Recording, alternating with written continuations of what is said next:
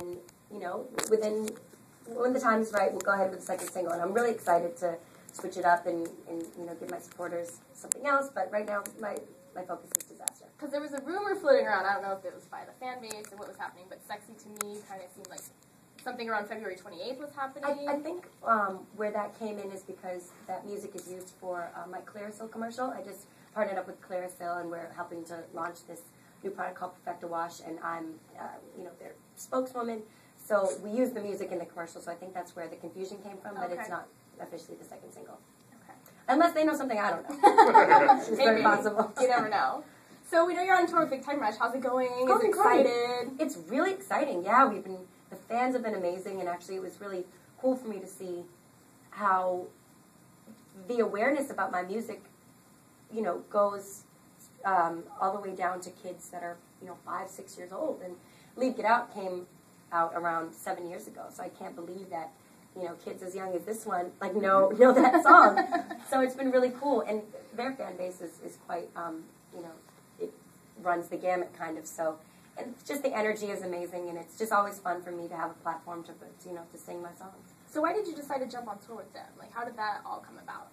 Just, you know, just behind-the-scenes stuff, just agents getting together and saying, let's do this, and they have a huge fan base, and they're, you know, talented young guys, lots of energy, and we just thought it would be, you know, a good fit to kind of expand the awareness about my project to kind of a younger fan base.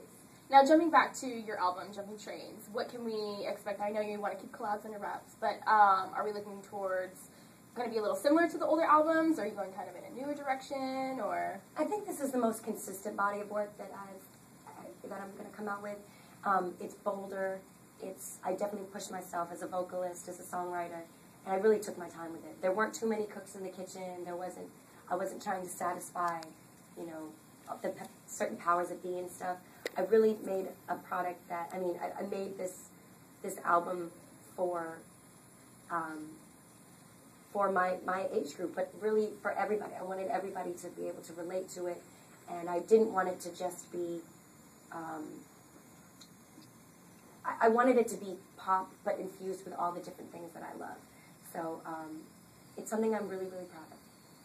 Good. And you said it's going to come out a little bit later. Do you have like a specific date yet? I want to say spring, summer. Spring, summer next year? Oh, this year. Oh, this year. Yeah. Oh, woo! We got a lot of fans dying for that album. Hey, me too. Trust. It's been a long time. Your mixtape, you did really well on. Like, thank you. Downloaded it, loved it. Are you going to continue to do mixtapes in the future? I love the whole movement of mixtapes. Yeah, definitely. After Jumping Trains comes out, there's certainly that desire within me to go ahead and do another. Just because there's nothing holding me back. I might go ahead and do a neo-soul mixtape or a jazz mixtape or, you know, whatever. Just, there's no rules when it comes to that. Fabulous. We had a couple questions. The first one was kind of your style. Go ahead and explain, like, what's your signature trade look, your hair, what's going on with the black? We love it. Thank you. What's it all about? It's about, I needed to change. It's about I didn't want to be brown anymore. That's really, you know, what it was. And I started to get tattoos, and I was like, you know what, let's just go all the way with it. Let's just dye my hair black. Let's just go. And I would say right now my signature is kind of, you know, a boot. This is my everyday staple, a combat boot. But what I like to do is kind of be rough around the edges, but still be true to my femininity. So kind of have that juxtapose of the soft with the hard. And that kind of speaks to me being from the East Coast, me being a Boston girl, and just, it all kind of coincides together. My music, my imaging, the way I am, it's all interconnected. So do you have a stylist, or do you kind of do it on your own? I do have a stylist, but I do a lot of it on my own, and it's definitely a collaborative process. Okay. And I used to not care at all, used to not be thinking about it, but now I do think about the way I want to represent myself. And as far as, like, you're a girl, you're into the whole makeup and, you know, fingernail polish and whatnot. So do you have, like, a beauty tip, secret girl beauty tip? Like, I put water on my jeans to make them fit better. So, really? Like, we all have something. Oh, yeah. Oh, that's a good tip. I've never heard of that. If you can't fit in them, a little bit of water, you're good. Oh, shoot, that's a great one. You're welcome. Let's see. Every girl has one, so what's yours? I have a lot of little things that I do. Lashes make a huge difference. I would say always curl your lashes. Even if you're not going to wear any makeup, make sure that you have a really nice moisturizer on that's going to brighten your skin when you're going out, and then curl your lashes and put some, really black mascara on them. It's going to make a huge difference. Also, I'm a firm believer in having a signature fragrance routine. I'm not going to share what mine is, but it will, ladies, it will like make you unforgettable to a guy as well, because every time he smells that fragrance, he's never going to be able to not think of you.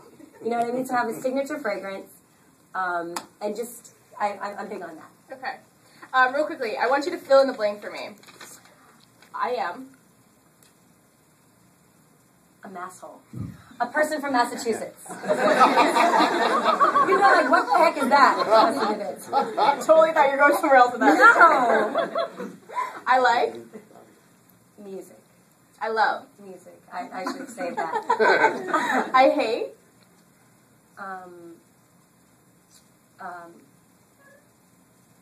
assumptions. Okay.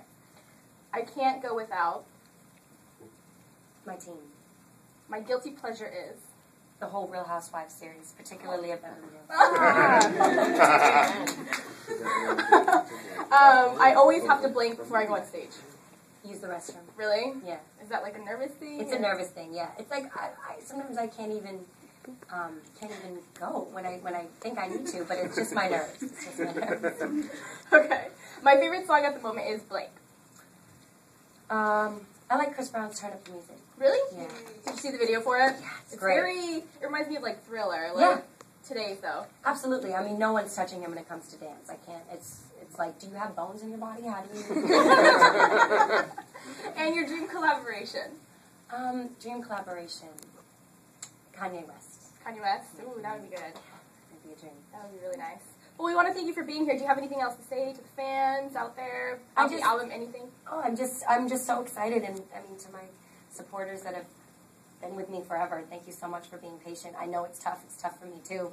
There's a lot of questions, and I understand that. And I just thank you specifically for supporting Disaster, because it's really a labor of love, and it's my story, and it's so cool to have people relate to it and tell me that helped me through, because sometimes I have to listen to my own stuff and take my own advice in my songs. So thank you guys so much.